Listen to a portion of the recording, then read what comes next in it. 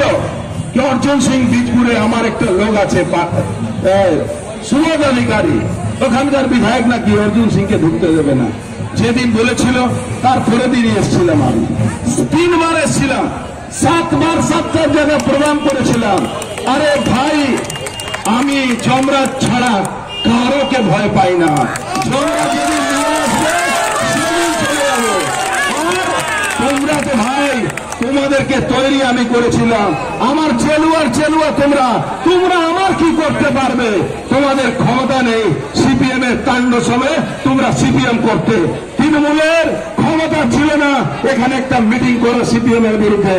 আমি 2004 সালে সে লড়াই দিয়েছিলাম এইখানে, এই মাটিতে ব্যারাকপুরের মাটি, পর্তুরালি মাটি। 1857 সালে এখানে মঙ্গল পাণ্ডে বিদ্রোহ করেছিলেন। আর এই বাংলায় যে এই নতুন আজাদি, এই তৃণমূল কংগ্রেসের পিসি ভাইপো প্রাইভেট লিমিটেড কোম্পানির বিরুদ্ধে যে আবার একটা আজাদি লড়াই চলছে, সে লড়াই কিন্তু এই ব্যারাকপুর থেকে শুরু হয়েছে। এই ব্যারাকপুরই ঠিক করবে আগামী দিন কি করে মমতা ব্যানার্জি সরকারের পতন হবে। এই কথা মনে রাখবেন আপনারা।